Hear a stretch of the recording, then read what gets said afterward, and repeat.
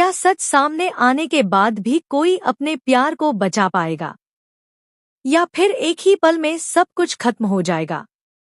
क्योंकि इस बार जो होने वाला है वो ना सिर्फ याशिका का असली चेहरा सबके सामने लाएगा, बल्कि विक्रांत की पूरी दुनिया हिलाकर रख देगा।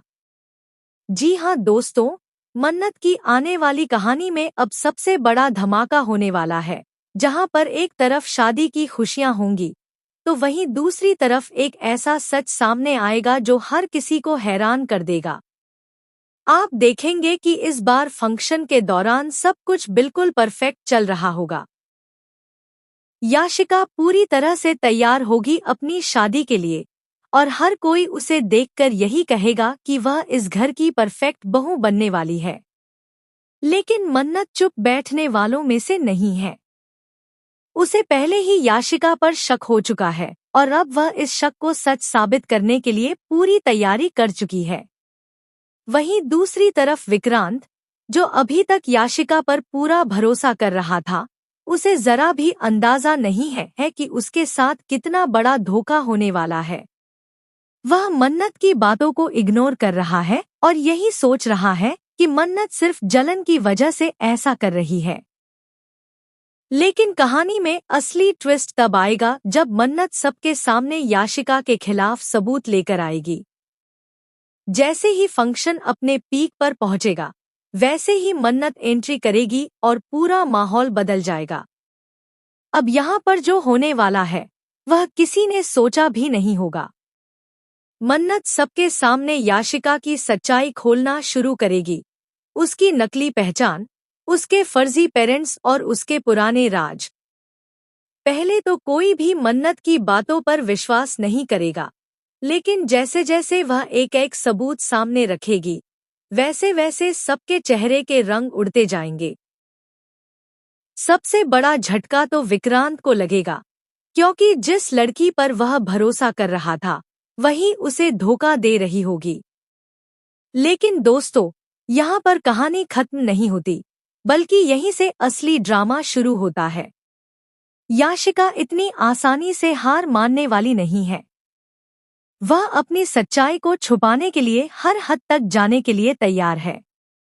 यहाँ तक कि वह मन्नत को ही झूठा साबित करने की कोशिश करेगी और पूरे परिवार के सामने उसे बदनाम करने का प्लान बनाएगी। अब सवाल यह है कि क्या मन्नत इस बार अपने इरादों में कामयाब हो पाएगी, या फिर याशिका एक बार फिर से सबको बेवकूफ बना देगी? क्योंकि आने वाले एपिसोड में सिर्फ सच का खुलासा ही नहीं होगा, बल्कि रिश्तों की असली परीक्षा भी होने वाली है।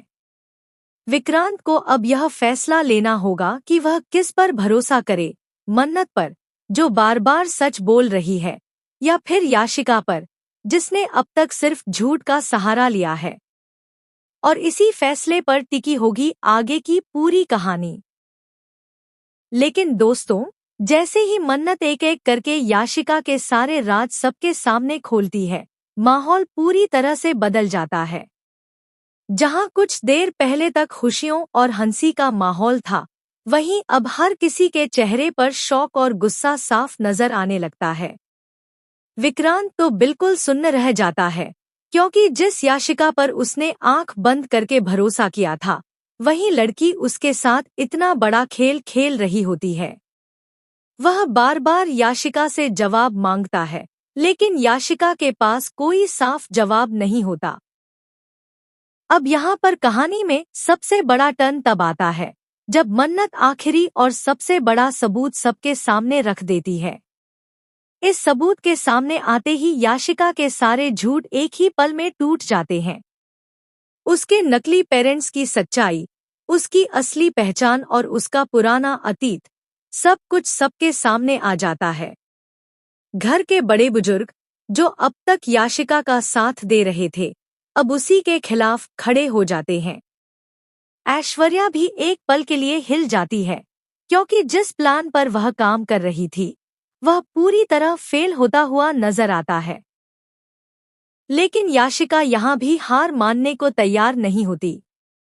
वह तुरंत अपनी चाल बदलती है और खुद को बेगुनाह दिखाने की कोशिश करती है।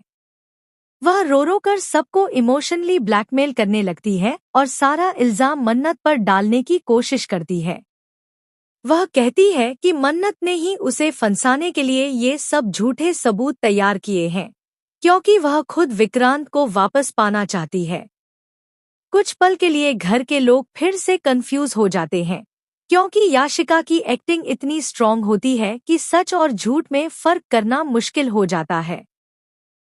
लेकिन इस बार मन्नत भी पूरी तरह तैयार है।